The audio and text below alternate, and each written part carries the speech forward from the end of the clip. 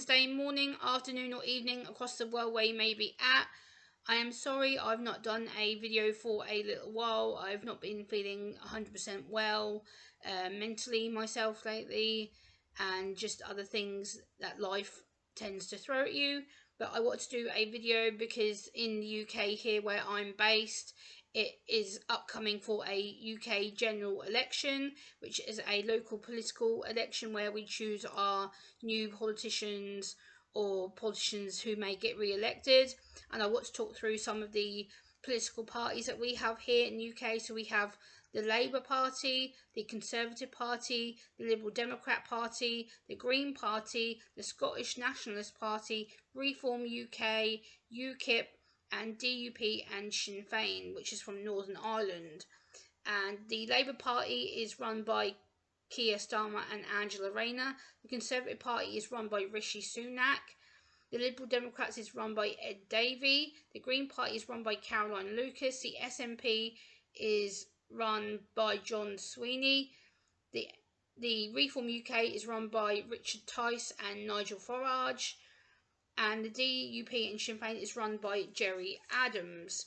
The UK has a current general election coming up on July the 4th, which inconclusively is American Independence Day, which I find a bit weird. This is the day where the UK gets to choose who runs the country by voting for a political party they believe in and the manifestos they think will best serve the community and best serve themselves. Often a lot of people go to the UK polling stations, which are local buildings which are used as the political voting stations, which are open from 7 AM in the morning until 10 o'clock at night. You get a little bit of paper where you put an X in the box to vote for who you believe in. Or you can have a postal vote if you're unable to go in person, or you can have a proxy vote, which means you can send somebody to vote on your behalf. So that's kind of what I want to talk about. And then I'm going to read the UK general election timetable. So on Thursday the 30th of May 2024, the UK King Monarch, King Charles III, dissolved Parliament. This is the official term for the end of Parliament. The King then ruled to dissolve it by royal proclamation. The proclamation also sets the return date to Parliament after the election of the week of the 9th of July. Instructions known as writs are issued for elections to take place in the UK 650 constituents. Friday the 7th of June is the deadline for delivery of the nomination papers. Tuesday the 18th of June is the voter registration deadline. Wednesday the 19th of June is the deadline for postal vote applications. Wednesday the 26th of June, which is today, is the deadline for voter authority certificate applications and proxy vote applications. Thursday 4th of July is polling day, which means the polling stations here in the UK will be open between 7 AM and 10 PM, and 10 PM onwards is the counting of the votes when all the polls have officially closed. Thursday the 9th of July, Parliament returns for the election of the Speaker of the House. MPs and members of the Lords will swear an oath of allegiance to the monarch. Wednesday the 17th of July will be the official state opening of Parliament.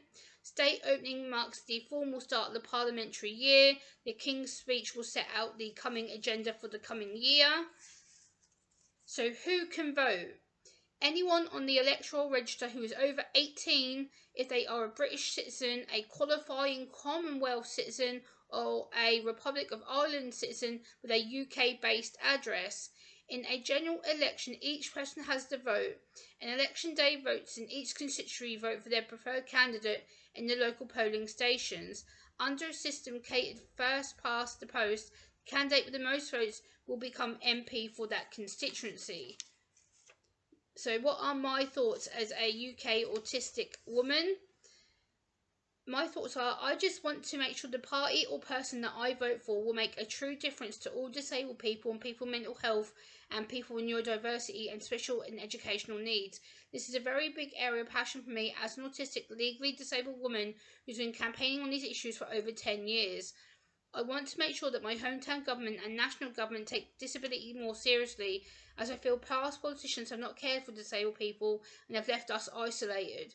I feel politics in general needs to become more inclusive for all of us, as politics to this day is still very inaccessible for disabled people. Also, they need to have easy read and disability friendly accessible materials for us to understand, with all the Parliament language explained, so we know what things mean, such as how to get the right support, such as employment, benefits, housing, social services, care services, healthcare.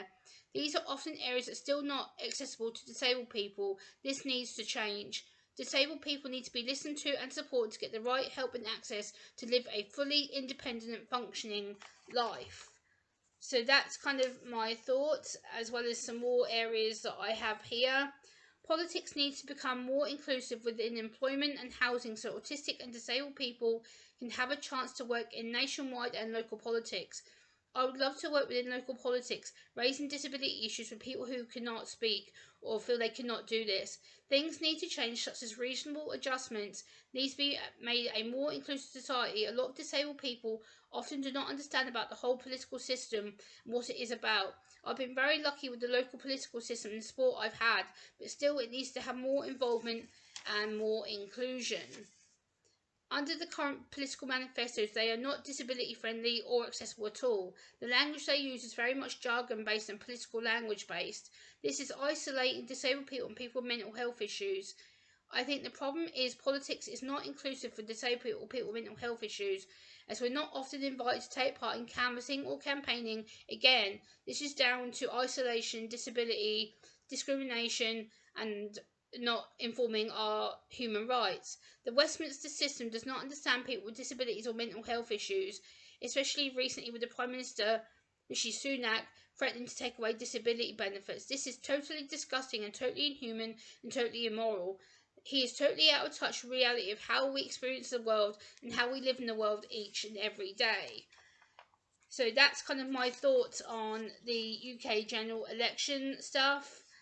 So that's basically what I wanted to talk about, and I will show you some examples of some political leaflets that I got through the post, but obviously I have to cover up my address on this one. But there is the Conservative leaflet here, so you can see that. There we go. And this is the Liberal Democrat leaflet. So these are the two leaflets that I've recently received in the post as part of their canvassing duties that they have to do to try and get re-elected and to get votes. So I did keep these two leaflets because they're the only ones that I actually got sent through the mail. I did get multiple copies of these leaflets, but I chucked the other ones away. But these are the ones that I kept for proof of reading and also proof of using for a video for props, because I believe using political leaflets for a political video is common sense, and it's good to explain which person is which. So like I will go through Tom Hunt's leaflet here. It says together we make progress, zero tolerance approach to crime, investing in special educational needs provision, speaking up for the town on immigration issues. And basically he has some pictures of him with some constituents and local political people, which I'm not going to show because I don't want to potentially dox anybody. But yeah, there's basically just some of his little statements that he's got there. I have to fold that bit over because there's pictures of local people on it, but that's part of his speech on the back there. But yeah, that's basically what he's planning on doing. But yeah, and then this other guy, the Liberal Democrat guy, James Sandbank, I don't know how to pronounce his name. Luckily, he's not really using any local pictures, but this is the inside of his leaflet as well, and the outside.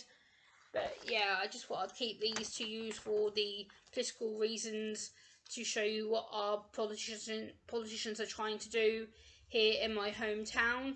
But I hope you've enjoyed hearing my thoughts as a autistic woman, and I know some people aren't interested in politics, but yeah, I just wanted to do this video just to kind of explain the political system, and I will attach the political links down below in my video description about each political party and what politics is here in the UK.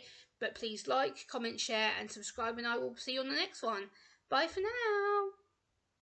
And welcome back to my channel on this Wednesday morning after